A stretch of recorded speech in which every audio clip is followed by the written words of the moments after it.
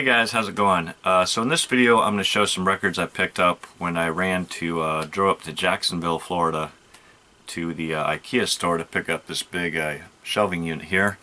I decided to take a side trip after I'd picked up the unit at a store I've been meaning to hit in Jacksonville. It's a store when we have the local record fair here in Gainesville, Florida. These guys come down, they always bring some really good jazz records.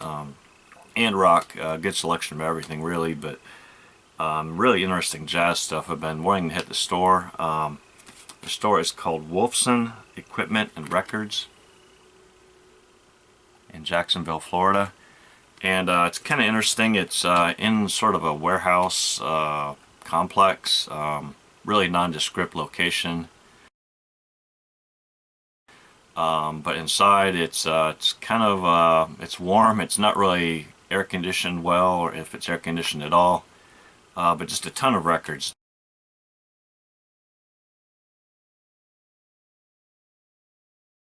A ton of bins to dig through, and just for me, just awesome. A ton of jazz. I don't think I really even made it through the rock records. I didn't look too much. I spent most of my time there, 2-3 hours at least, looking through the jazz records, and found some really cool stuff for really reasonable prices.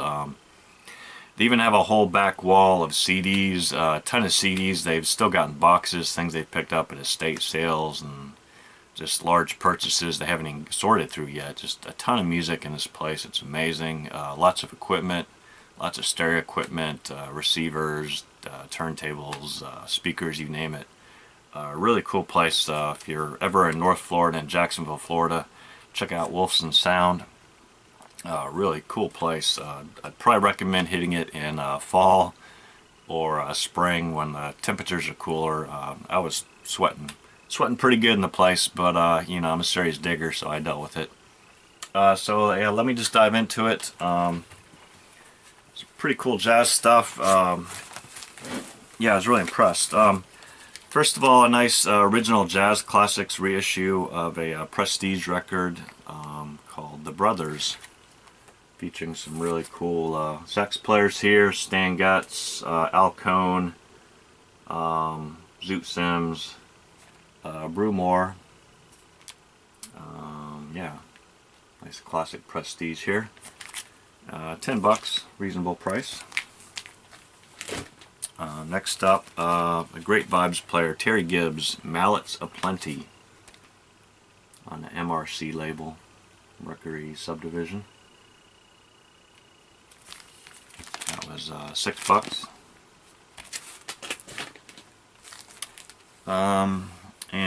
This nice little 10-inch here on Pacific Jazz, Jerry Mulligan Quartet. Usually when I see 10 inches, especially Pacific Jazz, I've picked up a few of them, but they're usually in pretty rough shape. So you got Jerry Mulligan Quartet on this side, and then Lee Konitz plays with the Jerry Mulligan Quartet on the other side here. And, this one looked like it was in pretty good shape. Little sticker on here says "pretty nice copy." $13, a little more than I usually pay for 12-inch records, but yeah, it is in really nice shape. Oh, and I've got my records mixed up here. I've actually got a Shorty Rogers record stuffed in here. Oh, I see. Okay, there's that record I was looking for. I wonder what happened to that Shorty Rogers record. Somehow it ended up in the Jerry Mulligan sleeve. So here it is. Yeah, in really nice shape. Usually I think what happens, these 10-inch sleeves are so tight. They were poorly designed. I mean, they're so tight, there's hardly any clearance to slip the record in, so the record's kind of got a lot of scuffing against the cardboard going in and out over the years. I think that's part of the problem. And usually the seams are split pretty bad on these things. So yeah, that was a surprise find. The Shorty Rogers record, I saw the sleeve for it the other day, and I couldn't remember if when I bought it actually had a record inside it or not. Well, here's the damn record I've been looking for. That's a nice surprise. So yeah, that was $13. Kind of pricey, but for really nice shape. I dig those early Pacific Jazz things. Storyville, the Storyville label out of Boston, Massachusetts. This is, where's my glasses? God help me, I'm going blind. Got a bad habit of falling asleep with my contact lenses in. I'm sure that's not doing good for my eyes here. It's Jackie and Roy with Roy Kral piano, Barney Kessel guitar, Shelly Manne drums, Red Mitchell bass. So I don't know who Roy Kral is. I'm not familiar with him, but the other players are real, obviously big names in jazz. And this one didn't have a price on it. I think he sold it to me for $1. Cool guys at work there, really neat. Nice guys working there. Had a long conversation with one of them, really nice guy. This one, I always pick up these nice Savoy compilations here. Double LP compilations, Brothers and Other Mothers. So these are kind of guys, what they call them, the Four Brothers, Stan Getz, Al Cohn, Serge Shaloff, a few more. They were guys, I think they played in the Woody Herman's Second Herd band.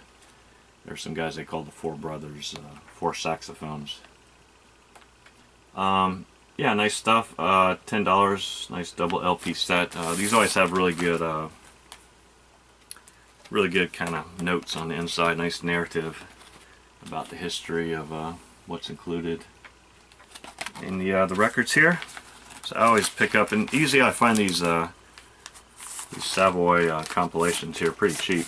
And they're nice historical recordings. These are from 1946, 47, 48, 49, 50. Yeah, so stuff that would have come out in 78 originally. The Chico Hamilton Quintet, nice stereo World Pacific pressing. Pretty good copy, it says. $8. So he's got Paul Horn on alto, sax, tenor, flute, and clarinet. John Paisano on guitar, Fred Katz cello, Carson Smith bass. Chico Hamilton always had some interesting bands going on. So for $8, definitely kind of cool. God, I've had these boxed away for months now. I forgot I bought all these. Great guitar player, also a kind of arranger. Mundell Lowe. This is Guitar Moods by Mundell Lowe on Riverside. I've been wanting to find a copy of this for a while. This one was pricey. This is $20. It's big money for a cheap mic here. This one Riverside, and got some taped up seams, but the record's in really nice shape. Nice clean deep groove pressing. This one on Mercury, the MRC subsidiary, I guess. Or it says the MRC series. It's a Mercury High Fidelity, the Al Cohn Zoot Sims Quintet, You and Me, for $5. I really dig these two players, Al Cohn, Zoot Sims, good friends. Excellent sax players. With Mose Allison, through courtesy of Columbia Records. So I guess Mose Allison on maybe vocals and what was he, piano player? I can't remember. Next up, one for the Disney collection. I think we probably already have this, but this one was in really nice shape for $5. The Secrets of Life, music composed and conducted by Paul J. Smith. One of Disney's true life adventures.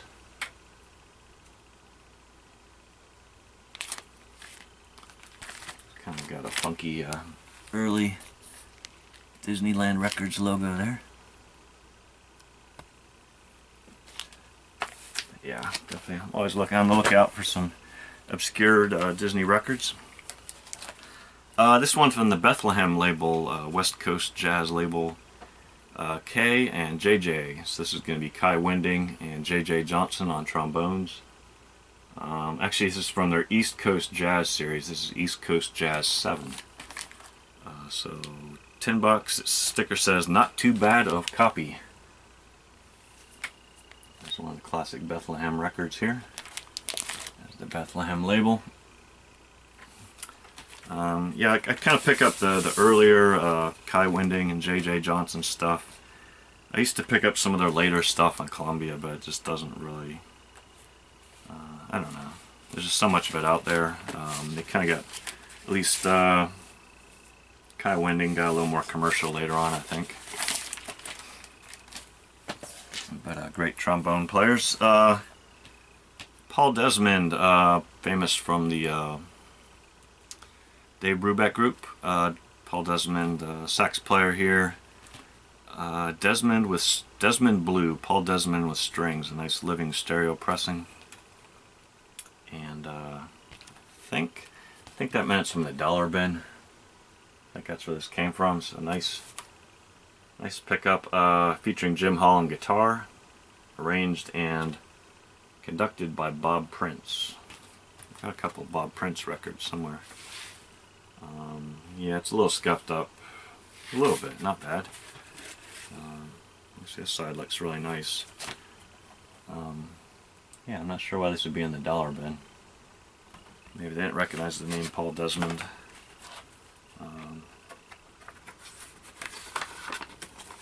Especially without a picture of him with his sax. So yeah, for $1, what that was. John Lewis from the Modern Jazz Quartet. This is an Atlantic record here. Original Sin, music for ballet, composed by John Lewis. For $3. John Lewis, piano player with Modern Jazz Quartet. I'm not sure. This must be like orchestrated music, but it's really tight. There's an early Atlantic label.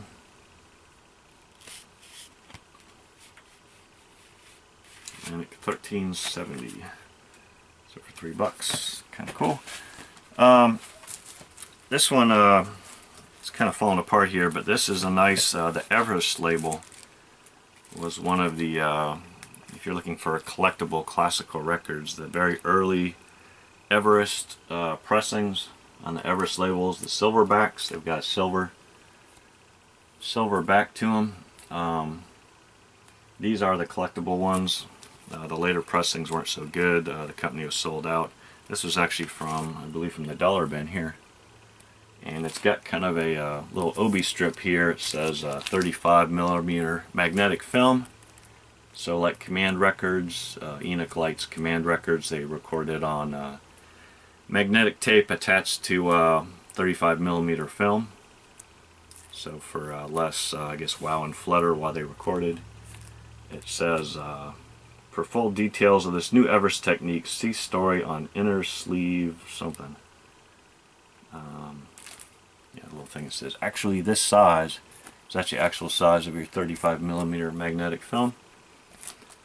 And I just noticed I bought a Everest record recently, and when I pulled out the record, it was inside a cardboard inner sleeve, pretty much as thick as the outer cardboard sleeve, which I thought was weird. I thought maybe, I didn't know what to think. It just seemed like it didn't belong there. But what they actually did is the original cardboard inner sleeves, the first Everest ones, had a thick silver colored inner sleeve, thick cardboard, and they actually had a wooden dowel attached to the end of it. So you grabbed the dowel and slid it out, and it was a square shaped dowel. I've seen some of the early Angel classical records had the same thing, but a round, more typical round dowel, wooden dowel attached to the end of it when you pulled the inner sleeve out.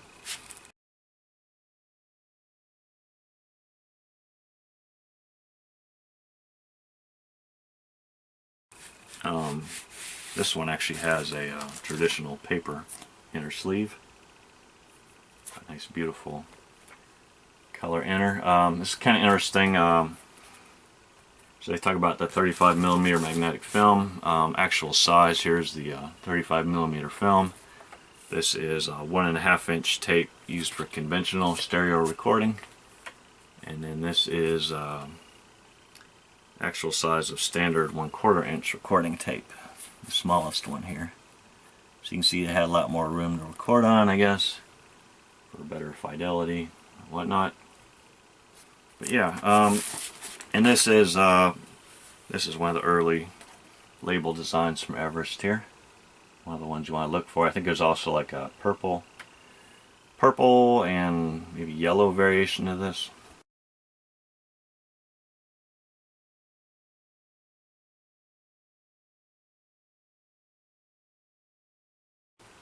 These are the ones you want to look for. The later ones have more of like solid colored labels, I think. See, that was interesting. Anyway, this record is, let's talk about the record. It's Woody Herman, Moody Woody. What is it about? Woody Herman and his orchestra with Charlie Bird on guitar. Moody Woody featuring Summer Sequence. So, nice cover design on that one. I think this is an Alex Steinweiss cover design. He did a lot of work with Columbia. He's better known for Columbia Records, graphic designer, but I think he did some work early on with Everest Records, including designing their logo here. So anyway, the last one, I just realized I bought a copy of this at the Friends of the Library sale back in spring this year on red vinyl. This is Ted Nash doing his take on the music from the TV series Peter Gunn on the infamous Crown Records label. And the one I got at the Friends of the Library sale was on red vinyl, and I mentioned that the red vinyl pressings tend to be better pressings. The plain standard black vinyl tended to be real crap, and that's what this is, a black vinyl pressing. This one is actually very clean. It's not scuffed up at all, and looks like a good pressing. Usually there's all kinds of little dimples, and they a lot of times have sort of a matte ashy finish. This one looks really nice, so really nice. I'm surprised. A very nice, clean, stereo black vinyl pressing from Crown Records. It's kind of surprising. And the cover's not falling apart completely yet, which you usually see with Crown Records. This is a nice find. I think this is another one from the dollar bin. But yeah, this is his take on Henry Mancini's music from Peter Gunn. And I collect all these sort of crime jazz records. So yeah, that was it from Wolfson Equipment and Sound, Equipment Records in Jacksonville, Florida. Just wanted to make this quick video so I can get these up in the shelves and in the collection and out of boxes, and start cleaning them up and listening to them and all that. Okay, thanks for watching. See you all next time. Bye. I start to pull the record out of the cover and it crumbles in my hand. Mint record. It was made out of some sort of weird compound. He found a pen on the floor and he threw it in the boomer. Put a few umbrella handles in it, whatever. A few milk cartons. Mix it up, get it going good, hot, make it hot. Put it out and press it. Guaranteed it was not pure vinyl, it was pure crap.